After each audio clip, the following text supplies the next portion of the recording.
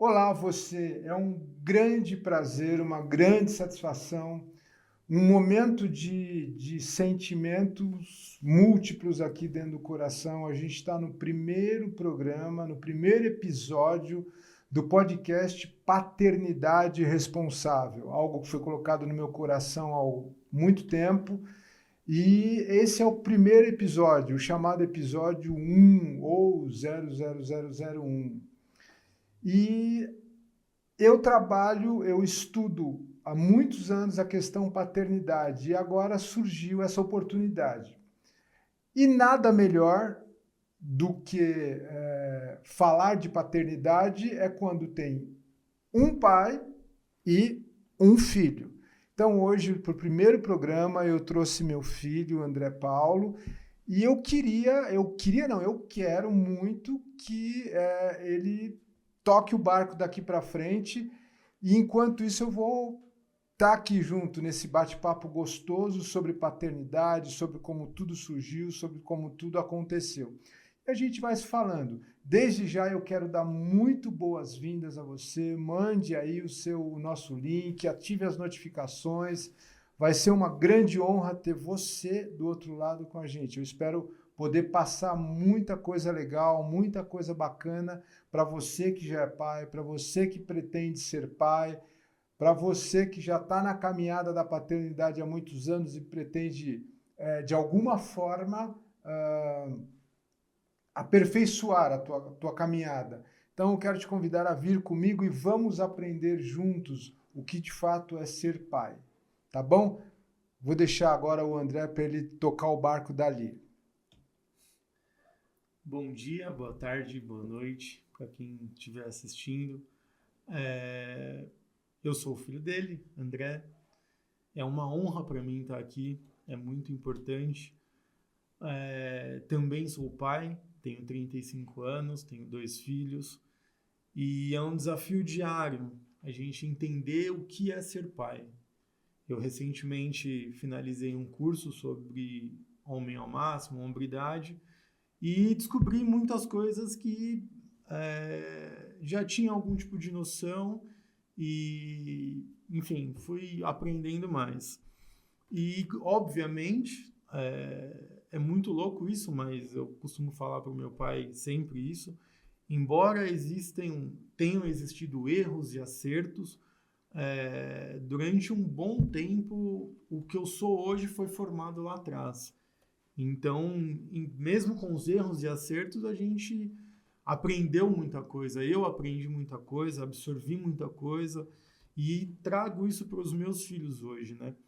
Então, a gente vive numa sociedade hoje que o valor de pai é muito supérfluo, tem sido diminuído constantemente e eu acho de extrema importância a gente ter um canal com experiências, que eu sei que meu pai tem muita.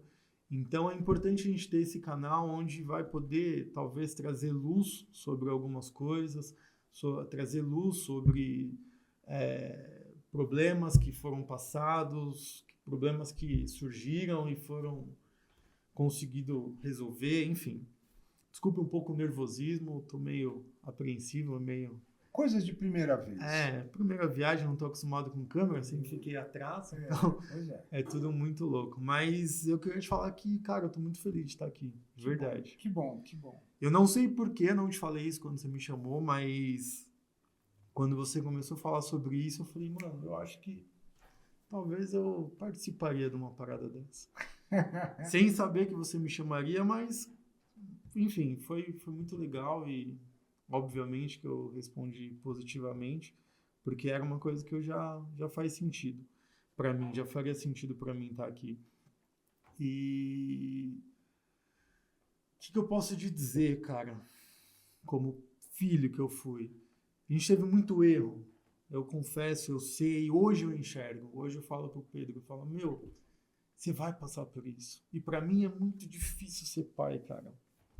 Porque eu vejo no Pedro tudo que eu era quando eu tinha os meus 11, 12 anos. Tenho certeza. E eu sempre lembro, meu pai falando, você vai ter um filho, você vai saber o que eu tô falando. Você come igual não sei o que, cara. Você tá Você vai estourar. Você vai explodir de tanto comer. Não vou. E hoje eu vejo o Pedro fazendo exatamente a mesma coisa. Então, assim, é muito louco enxergar isso hoje. Eu fico brisando, às vezes eu falo com o André, às vezes eu falo assim, putz, cara, ele é igualzinho a mim, bicho, igualzinho a mim. E da mesma forma, a André fala, nossa, tô falando com seu pai ou é com você? Porque a gente, às vezes, quer fugir um pouco do que a gente viveu, talvez, de ruim, entre aspas, na infância, e fala, não quero replicar isso. Mas, cara, a questão dos pais é uma coisa que vai sendo introduzida a sua infância inteira e você, quando você vê que tá adulto sendo pai, eu me vejo constantemente sendo você quando eu era criança. Então, em coisas boas, em coisas ruins que eu paro, penso, putz, peraí, acho que preciso não ser igual. E eu sei que você tem essa consciência também. Então, assim, é muito louco estar aqui. De verdade, é muito louco. Não sei onde Deus vai te levar com isso, mas eu acho que para mim já tem sido um tratar de Deus assim na minha vida, na sua vida. Embora muitas coisas a gente enxergue que tenha que melhorar, mas eu acho que um primeiro passo já está sendo dado e eu acho que isso vai ser muito importante para outras pessoas, outros pais. Hoje a gente tem uma questão de paternidade muito machucada, desconstruída. Hoje você vê pais assim que você fala, meu, como que um cara desse é pai? Puxa, não faz sentido algum. E eu vejo que isso vai ser muito bom. E ainda, com tudo isso, eu não estou tão por dentro do teu projeto e queria entender isso melhor. Quais são os teus objetivos com esse projeto novo? Quero entender a sua definição de paternidade responsável. O que você entende como paternidade responsável? Vamos lá. Para quem não me conhece, eu sou Ricardo Santos, eu tenho 54 anos. Esse cara aqui, quando ele nasceu, eu tinha 17 anos e eu lembro que, para quem não sabe, eu estava falando com a Luara agora há pouco sobre ele e eu vou falar de novo. Ele era fruto de um aborto, sabia disso? Quando a mãe dele ficou grávida, alguém me sugeriu que, olha, é melhor tirar, é melhor você fazer um aborto. E eu decidi que não. Mesmo aos 17 anos, eu gostaria de ser pai. Estava ali, eu ia assumir, ia trocar minha vida pela dele. E a história aconteceu. Acontece que assim, eu vivi toda uma história e eu queria fazer jus aqui a uma pessoa que quem me deu a ideia de trazer você foi a Núbia, minha mulher. E eu queria já agradecer a ela pela ideia. Então foi ela que falou, olha, teu filho tem que estar nessa história com você. Ele é teu filho mais velho, teu primogênito e tal, aquela coisa toda. E aí quando eu parei para pensar, falei, não, é sério, isso é importante, eu não tinha pensado. A gente pensa tantas coisas e o projeto me consome tanto que eu acabei não pensando nesse detalhe. E, enfim, é isso. O que acontece? Quando eu tive 2 filhos de um outro relacionamento, e quando eles ficaram adultos e tal, eu já estava... veio o Ian, que ele tem 12 anos hoje. E eu lembro que quando eu liguei para você para falar, você vai ganhar um irmão e tal, não sei o quê, eu falei uma frase para você e depois falei para tua irmã. E essa frase foi assim, ó, o pai de vocês foi um, e o pai do Ian Lucas é outro. E a partir desse momento, eu passei a me interessar sobre paternidade e olhar para os meus erros como pai. Bom, vamos lá. Aí você fala, bom, como nasceu o projeto Paternidade? Depois de um longo tempo tentando entender o que era ser pai, eu fiz algumas descobertas. A primeira é que ninguém nasce sabendo ser pai. Segundo, eu havia fracassado. Então, eu havia fracassado nas minhas 2 primeiras paternidades, que foram dos meus filhos mais velhos. E aí a vida me deu 2 outros presentes. A vida me deu o Ian Lucas e o Pedro. O Pedro, ele não tem o meu sangue, mas ele tem o meu coração. O Ian Lucas tem os dois. O problema é que os dois têm a mesma idade. E aí eu descubro que eu tinha que ser pai de maneiras diferentes. Falei, não, eu vou ter que estudar sobre isso. Eu vou ter que aprender. Porque eles são diametralmente opostos. Isso é uma curiosidade que eu tenho. Como que é ser padrasto? Porque, querendo ou não, o Pedro é teu enteado, né? Então, como que é, tipo... não sei se dá para lidar igual. Dá. Eu tenho um princípio que é o princípio da justiça. Sim. Então, o princípio da justiça não tem diferença. Então, eu beijo um, eu beijo o outro, eu faço questão de estar com os dois o tempo inteiro, eu faço questão de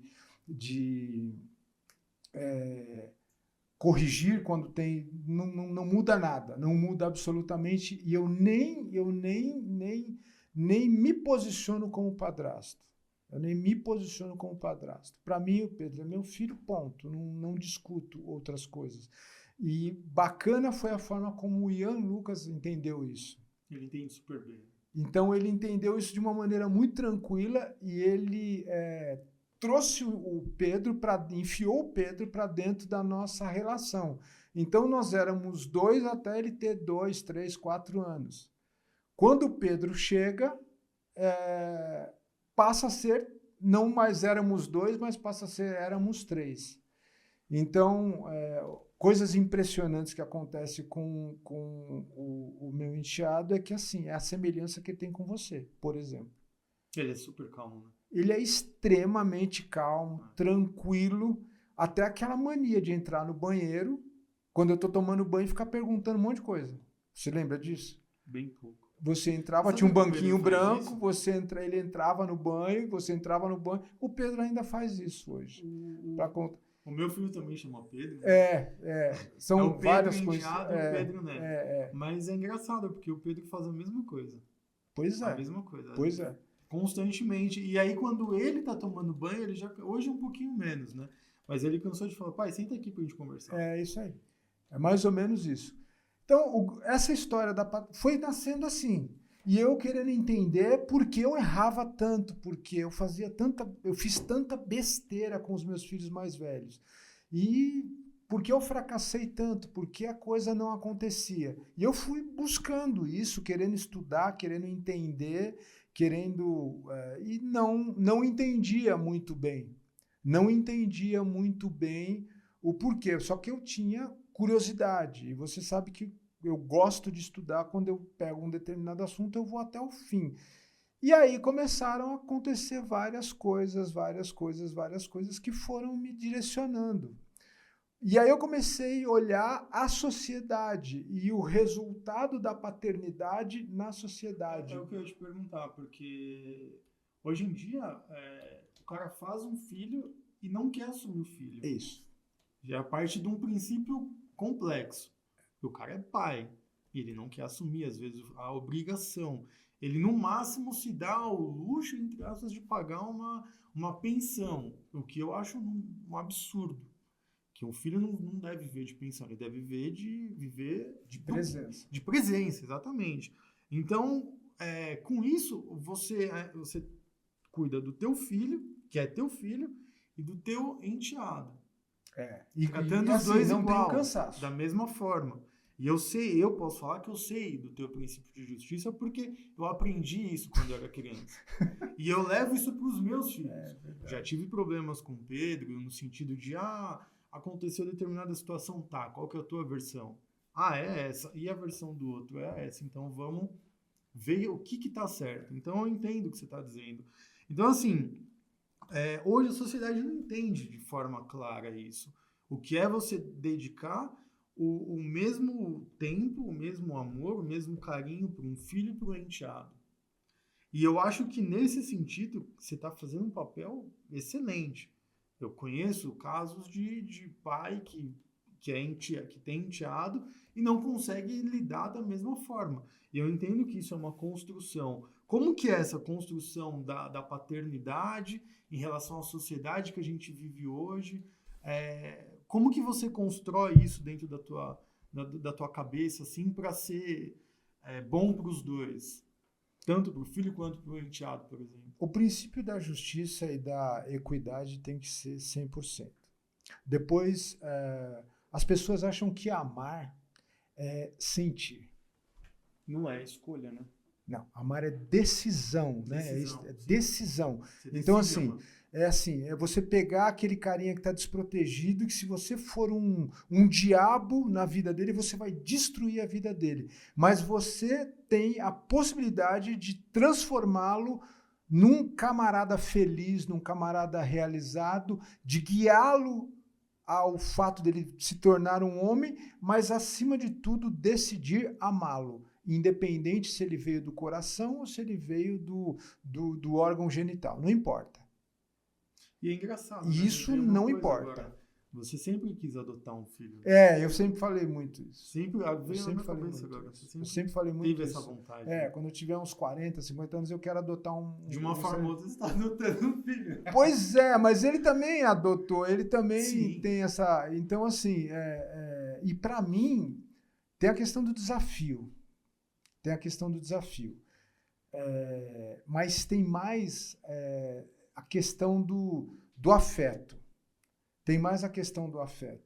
Então, assim, primeira coisa, eu decidi amar. Depois, eu decidi ser pai a despeito de título.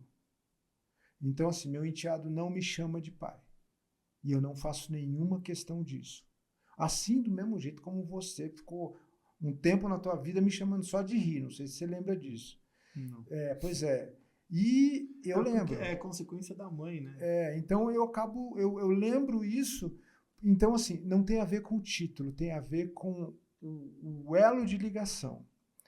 A minha grande ligação, assim, foi uma madrugada que o Pedro passou muito mal, e a mãe dele não podia sair do hospital porque ela estava envolvida ela estava sozinha dentro do plantão e tal, ela trabalha na área da medicina, vivia sozinha, ela estava sozinha, não conseguia sair, e eu me vi sem carro, e eu precisava sair com ele.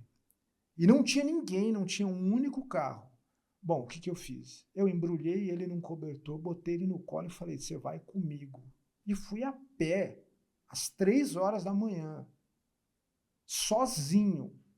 E fui embora com ele e cheguei no hospital. Porque eu dizia, eu não posso, esse menino vomitando, passando mal, eu não posso me dar o luxo de ficar esperando um Uber, ou seja lá o que for, ou seja, eu falei, bom, se passar uma viatura, eu dou sinal, os caras param e eles me levam no pronto-socorro. Se eu não passar, eu chego no pronto-socorro. E naquele dia, o meu laço com o Pedro se entrelaçou. Porque ele dizia assim, tá chegando no hospital? Eu dizia, tio, tá chegando no hospital? Eu falei, calma aí, vai chegar, eu tô prometendo para você. E desde esse dia ele sabe que o que eu prometer para ele eu vou cumprir. Então, o princípio de um pai vitorioso, o princípio de um pai que alcança êxito na sua paternidade, um dos princípios é honrar aquilo que fala. Se você disser que vai fazer, faça, nem que isso custe sua vida. Isso parte da hombridade. Pode ser traduzida como masculinidade, como ser homem. Sim. Isso é uma questão de hombridade. E é o que também a gente enxerga, a gente como cristão enxerga que isso está totalmente deturpado na nossa sociedade. A gente vê situações totalmente complexas de se entender, de se traduzir, de se passar por uma criança de 11, 12 anos. A curiosidade deles é incansável, eles não cansam de perguntar. Então, eu acho que isso passa por essa questão de hombridade, de paternidade, do que você vai ser. Você sempre me falou muito sobre o legado, o que você vai deixar para o teu filho. Então, todas esses pontos, essas questões, eu acho que é de extrema importância. E acho que você pontuou bem essa questão de entrelaçar, porque isso também acontece com quem não é filho, com quem é filho, aliás. O cara pode ter um filho e não pode ter laço com ele, né? Então, hoje acontece bastante. Tenho amigos que até um amigo recente faleceu, enfim, e ficou 2 crianças, e eu fiquei pensando, cara, o que vai ser dessas crianças? Porque se Deus não tiver misericórdia e não colocar um homem perto dessas crianças que consiga caminhá-las num caminho legal, cara, que Deus vai ter misericórdia. Eu vou te falar uma coisa, assim, eu vou te contar uma história. Com relação a essa questão, existem dois tipos de pai. Dois tipos de pai. O pai físico e o pai não físico. Então, hoje existem milhares de meninos e meninas que não têm um pai, que tem um pai físico, mas que o pai físico não significa absolutamente nada. Então, os caras que têm opinião, eu nunca pensei como padrasto. Eu nunca pensei. Eu pensei num carinha que estava ali com 3 anos, com 2 anos, e que não podia pagar pelos erros à volta. Acabou. Então, hoje em dia, e quando eu olho, da mesma forma que eu olho para o Ian Lucas, então eu tenho um hábito de falar com eles todos os dias, por exemplo, de manhã. Então eu abençoo o dia de um, abençoo o dia do outro. Aí, quando mando uma grana para um, mando uma grana para o outro. Bom, a gente dividir as coisas. Bom, esse sábado aqui você decide onde a gente vai. Aí no outro sábado, não, o outro sábado é o outro que decide. Aí eu consigo uni-los no mesmo esporte, pelo amor ao mesmo esporte. Então os dois vão para o Muay Thai, eles amam o Muay Thai. E essa é uma vivência diária, essa é uma construção diária, a construção de ser pai, de aprender, de entender. Eu costumo dizer que ouvir o coração é fundamental, então você precisa ter uma linha tênue para ouvir o coração. Aprender a ouvir o coração, que muitas vezes eles não conseguem verbalizar. Eu acho que é a maior dificuldade. Muitas vezes eles não conseguem verbalizar. Eu vou dar um exemplo. Sábado passado, há um tempo atrás teve um apagão e nós estávamos dentro do mercado. Eu decidi, falei, bom, se a gente não consegue todos os dias de manhã, a gente toma café numa padaria. E eu não consegui levar todos os dias, não, todos os sábados. Eles para tomar café antes do treino. Por quê? Porque tinha acabado a energia em São Paulo inteiro. Encontramos o mercado, fomos comprar as coisas. Eu falei, bom, eu lido com eles com muita independência. Então já entrei no mercado, cada um pega o que quer comer e eu estou indo e pegar o que eu quero comer e a gente vai, paga e já desce direto para o treino. Foi esse o acerto. Eu peguei um iogurte, que eu gosto de tomar iogurte, enfim. E o Pedro pegou o iogurte dele. E o Ian ficou olhando para mim. Eu tenho um problema de não escutar muito bem e tal. E ele falou alguma coisa que eu não entendi. Fomos indo para o caixa. O Pedro, percebendo, disse assim, tio, ele quer o teu iogurte. Como assim que é o meu iogurte? Mas por que você não falou que você queria o meu iogurte? Pega o meu iogurte, eu pego o outro lá, ou então vai lá e pega um para você. Mas eu não achei onde está. Ou seja, eu não tive naquele momento, até pela minha deficiência, eu não tive a sintonia fina. E ele também não quis falar, ele estava indo para o caixa quieto. Então, isso é só um exemplo. Muitas vezes a criança, o menino ou a menina, principalmente os meninos, eles são mais introspectos e eles não falam. Então, cabe ao pai. Por que cabe ao pai? Porque a mãe tem essa sintonia fina. A mãe tem essa sintonia. É natural da mulher ter essa antena ligada. A percepção. Mas o pai não tem. Então ele precisa ter essa sintonia fina para poder perceber o momento da necessidade. Eu falei aqui do iogurte, mas pode ser qualquer outra coisa. É bem interessante. Eu tenho exemplos assim com o Pedro também. De situações que ele não consegue externar o que ele está sentindo lá dentro, ou o desejo do que ele quer. E é exatamente isso, é você entender o que ele quer. Eu teve inúmeros casos, lance de comer, ele sabe que eu não gosto que ele coma nada com gordura, nada frito, enfim, até pelo esporte e tal. A gente tenta ter uma alimentação legal, então Ele sabe que a gente tem passado muito tempo junto. Todos os dias a gente almoça junto, que ele estuda perto do trabalho e tal. A rotina levou isso, graças a Deus, nesse ano, e foi um ano muito importante. É engraçado, tá me vendo uma coisa na cabeça. Os outros anos ele teve bastante dificuldade na escola, de relação entre os amigos e tal.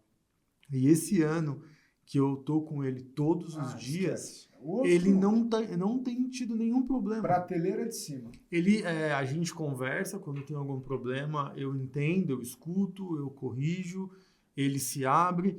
E esse ano inteiro ele não teve nenhum tipo de dificuldade pessoal em relação aos amigos, à escola. Então, acho que é justamente isso, a sintonia, assim, de você entender. E, às vezes, ele fala assim, não dá para pegar tal coisa para comer e tal.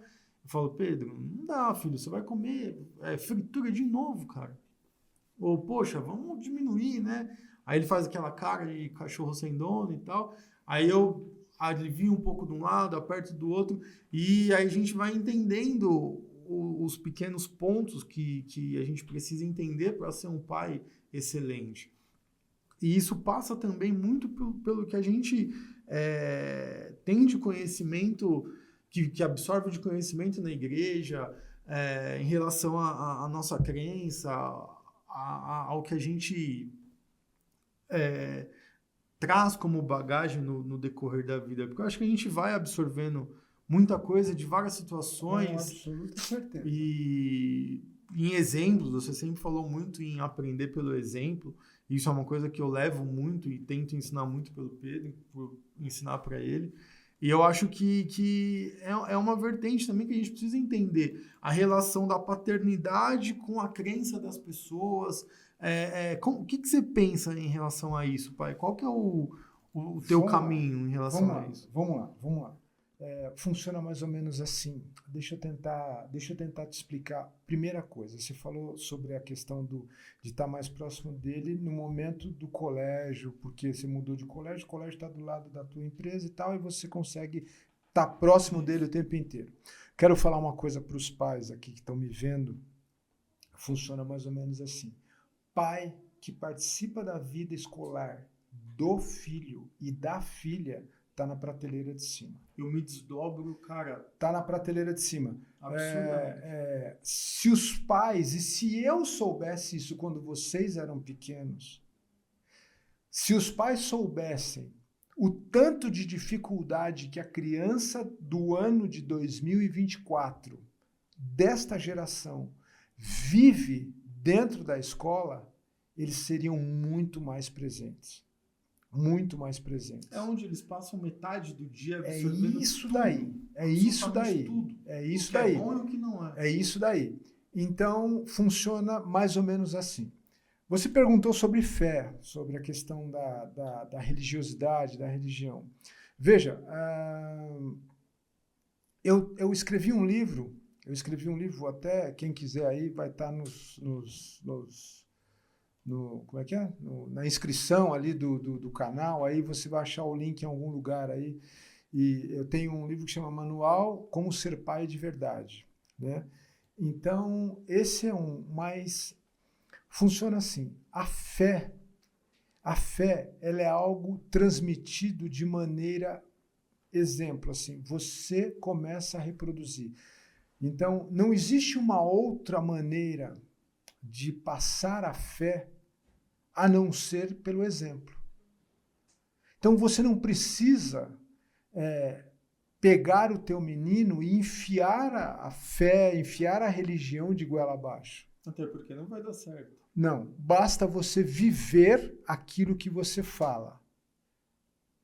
O maior de todos os cultos é aquele culto que você faz sentado na calçada.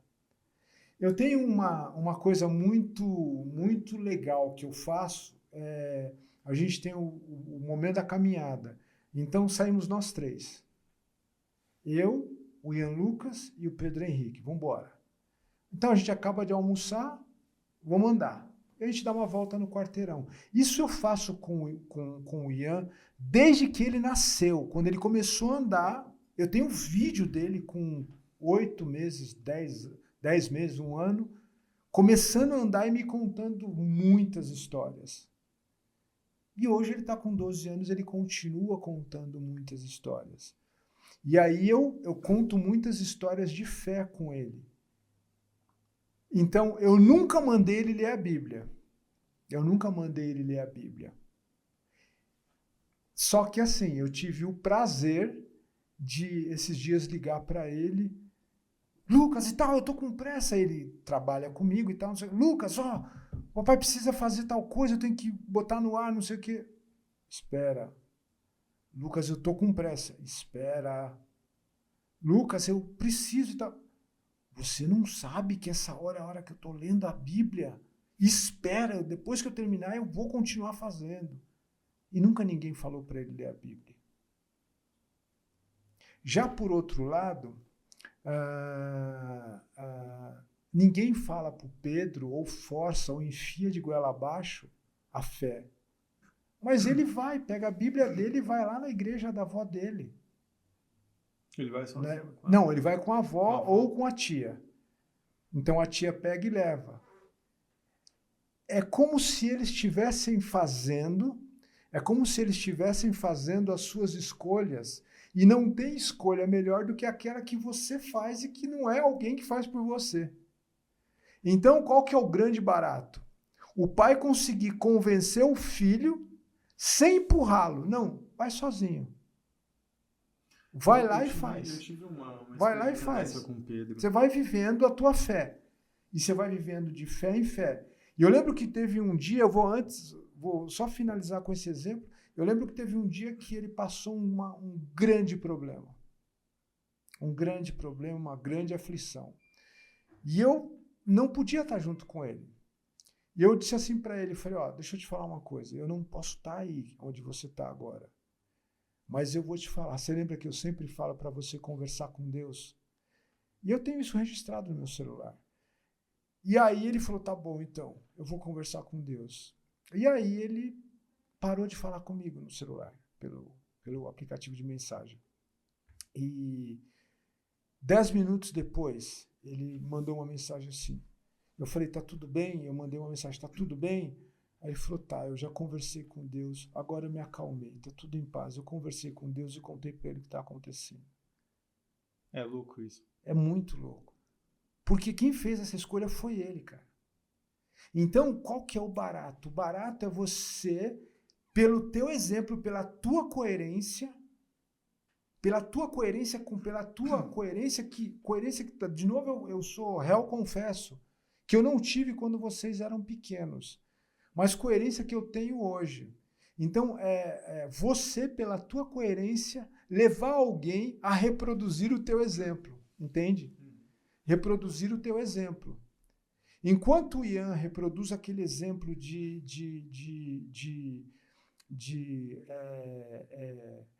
ler a Bíblia e tal, não sei o quê, o Pedro vai e começa a querer saber sobre a história da Grécia, sobre a história de não sei o quê. Tio, me conta aqui como é que os gregos, o que é cultura? Esse dia eu estava explicando para ele o que é cultura helênica, a cultura dos gregos, a influência dos gregos, onde está na Bíblia isso, e o Egito, ele é muito interessado em história, assim como eu. Então, esse é o barato. É o exemplo. Convencer pelo exemplo. Aliás, no meu livro, eu tenho um já que já está à disposição aí, e eu estou escrevendo um outro. Só que o projeto Paternidade Responsável é baseado, ele tem duas bases. A primeira base é o exemplo, e a segunda é o sacerdócio. Então, você não consegue ser sacerdote sem ser exemplo. Mas à medida que você é exemplo, você passa a ser um sacerdote por excelência. Sem religião, sem placa de igreja, sem igreja, você exerce o sacerdócio na vida do teu filho. Então, esse é o grande barato. O barato de convencer, mas sem palavras. Convencer sem palavras. É o exemplo que a gente fala, né? Educar pelo exemplo. Eu tenho aprendido que um dos maiores exemplos para um filho é como você trata a mãe.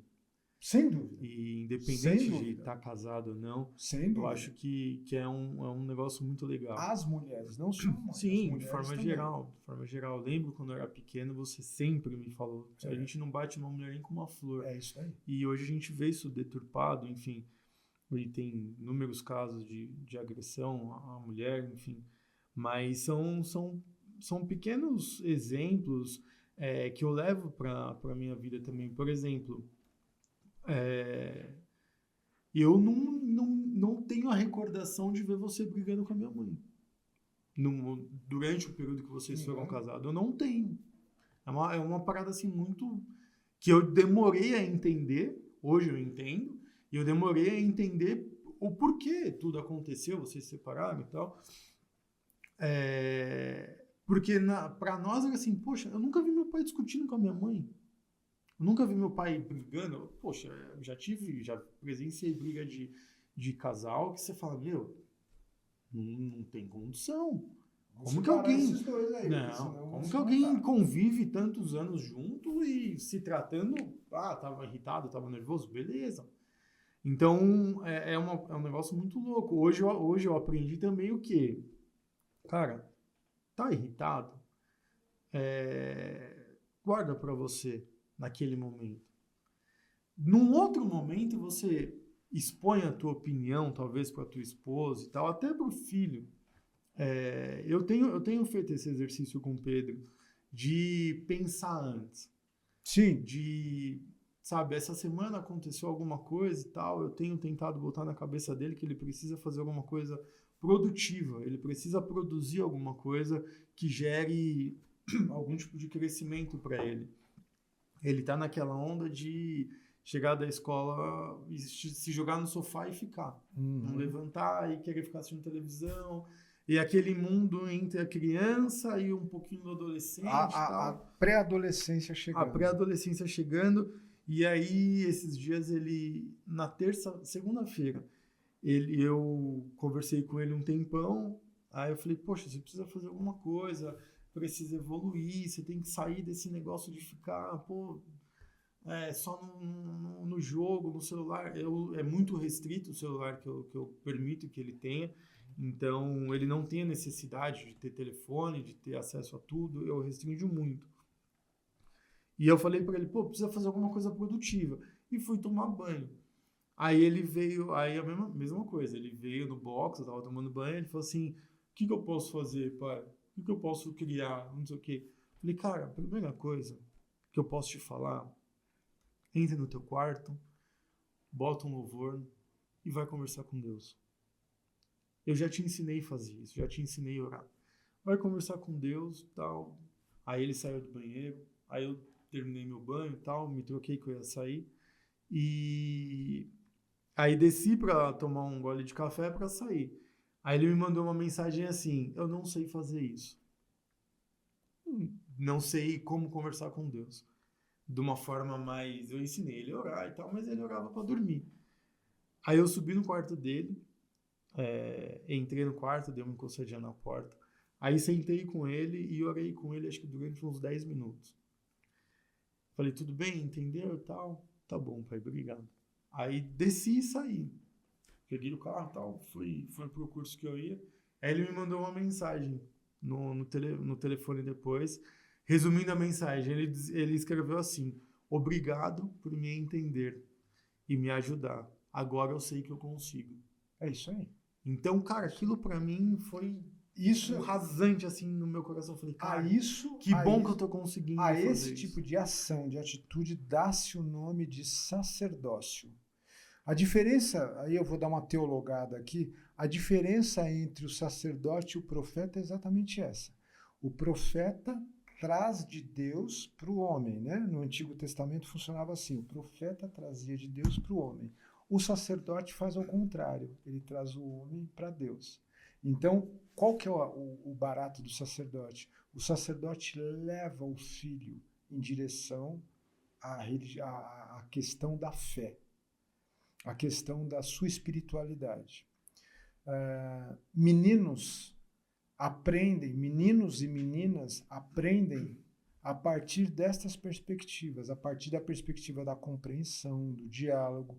Eu nunca chamei meu filho, eu nunca chamei o Ian e nem o Pedro, não.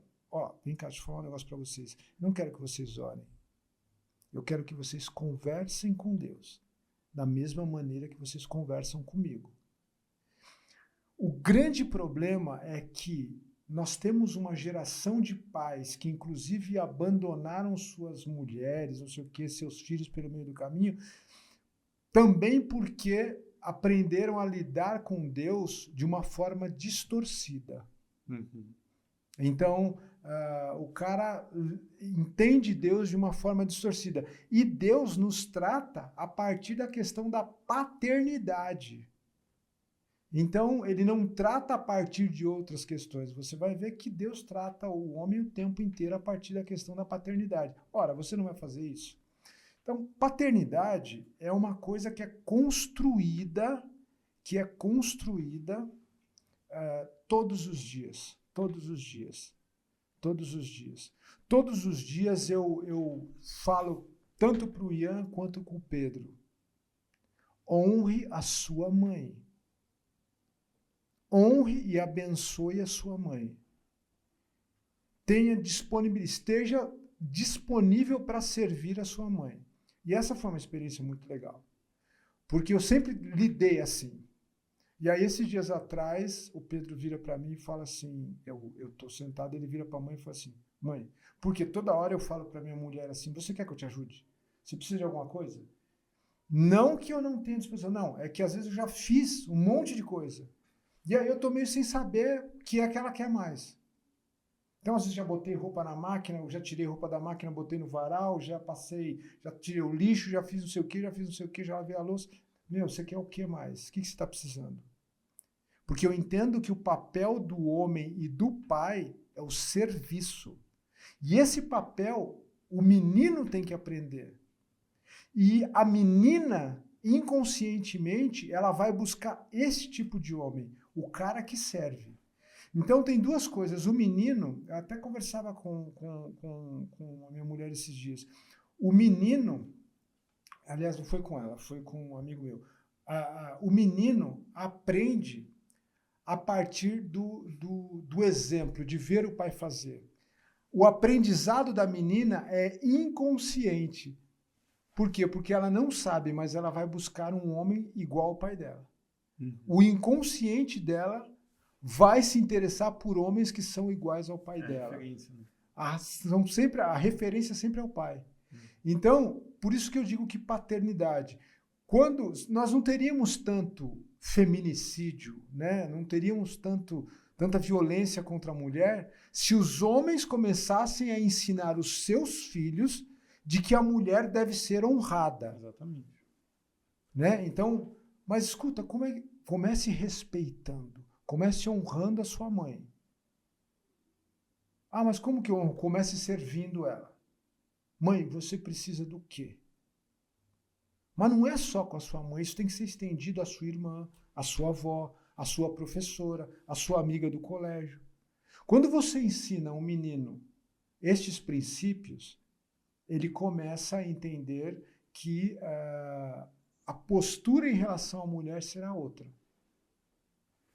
Então, eu vejo muito essa construção. E a minha mulher sempre fala isso, assim. Ela fala, nossa, o André é muito parecido com você. Vocês são muito parecidos. Então, vocês têm um jeito de lidar. Eu acho muito bonita a maneira como ele lida com a mulher dele, porque você faz exatamente assim. Então, eu faço questão de servir a minha mulher. Eu faço questão de servi-la todos os dias. Isso é importante. Né? Então, a paternidade ela é uma construção baseada no sacerdócio e no exemplo. Pai, a gente está chegando em quase 1 hora já, né?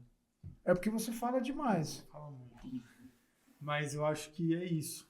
Eu acho que, resumidamente, é isso. A gente tem que buscar essa perfeição, entre aspas, em ser um bom pai, um bom marido, um bom empresário, um bom professor. No que você se dispor a fazer, você fazer com excelência. Você me ensinou isso no passado. E independente do que você faça. Os meninos. E principalmente o homem. Você sempre me ensinou a proteger a minha irmã, a ajudar a minha mãe. Eu vejo isso hoje, o Lucas reproduzindo isso de alguma forma em relação à minha mãe. Ele me liga para ajudar ele a comprar o presente do aniversário da minha mãe. Ele me deu um calote, mas tá bom. Ele foi comprar o presente comigo e não levou o cartão. Ah, que espertão. Mas o que é interessante é o intuito, é o objetivo dele, é falar, pô, vem comigo, me ajuda e tal. Isso é muito importante. E eu concordo plenamente que se a gente tivesse mais pessoas com esse tipo de pensamento, de que a mulher precisa ser cuidada, precisa ser honrada, acho que divórcio diminuiria drasticamente, violência também. E são os princípios que a gente precisa aprender como homem, né? Que faz todo sentido e que norteia a sociedade, porque o homem norteia a sociedade de uma forma geral. E isso passa totalmente pela paternidade. Eu queria fazer aqui umas palavras finais aqui. Eu queria falar algumas coisas. Primeira coisa, bem rápido aqui. Não existe... todo problema da sociedade está baseado em 2 pontos. Presta bem atenção nisso e quem está me vendo do mesmo jeito. O problema, o desajuste social que tem, está baseado em 2 situações. Um homem que não foi marido e um homem que não foi pai.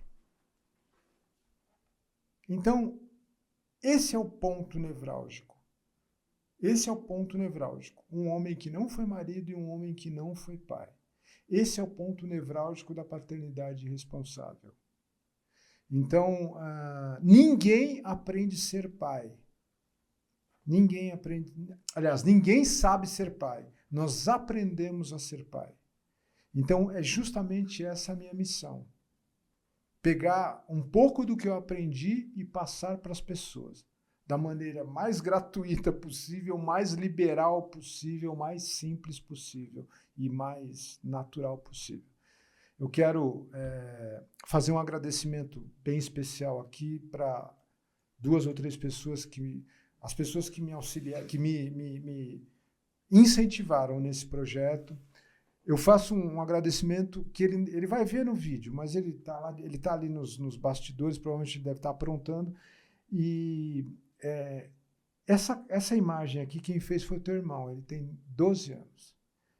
Mas todos os meus criativos é ele que faz. O logo de uma das minhas empresas foi ele. Isso daí, eu fiquei sabendo. E eu uso até hoje. Eu fiquei sabendo. Então, ele faz. Então, eu quero primeiro agradecer a Deus por ter me colocado o Ian Lucas com os talentos dele, o Pedro com os talentos dele, e ter me dado a chance de ser pai de novo. E dessa vez de uma maneira diferente. Dessa vez de uma maneira... Então, o meu agradecimento a Deus, meu agradecimento ao Ian, que me ajuda muito, meu filho de 12 anos, ao agradecimento ao Pedro, que é meu filho também, e que tem me ensinado a ser mais dócil, mais comedido. Meu agradecimento à minha mulher, que tem sido uma grande companheira, tem sido alguém muito especial na minha vida, tem me ajudado aí a ser alguém melhor. E, acima de tudo, meu agradecimento a Deus nesse primeiro processo aqui. Contem comigo aí nos próximos episódios. É isso aí. Eu também tenho que agradecer por você ter me chamado mais uma vez. Foi muito importante estar aqui contigo nesse tempo. Eu acho que o objetivo da paternidade responsável é esse. Eu tenho certeza que você vai fazer um ótimo trabalho aí daqui para frente. Eu queria só agradecer a um parceiraço que está entrando no meu agora, que é a Canã Açaí. Em algum lugar aí vai aparecer algum QR Code. O melhor açaí do ABC, sem sombra de dúvida, é muito bom, é muito bom. Eu queria agradecer porque o meu já está lá no freezer. Depois eu vou trazer para vocês também. E é um parceiraço nosso, conhecido como Dodô, que é o dono, meu amigaço, gente boníssima. e vai estar aí em algum lugar depois para Dudu, vocês. eu não sei onde é que você tá, nem onde tô aparecendo, mas obrigado pelo açaí, cara. Eu sou um açaí fanático, eu gosto muito de açaí. E a açaí, gente está nessa empreitada aí, vai todos ser os bem dias. legal. E é isso aí, pai. Eu agradeço mais uma vez e que precisar da minha parte, eu tô por aqui. É Tá. muito difícil meus horários para estar aqui, meu telefone tá gritando aqui, mas a Tamo gente junto, tem tamo coisa que é junto. mais importante. Em busca de deixar um legado. Em busca de deixar um legado, isso aí.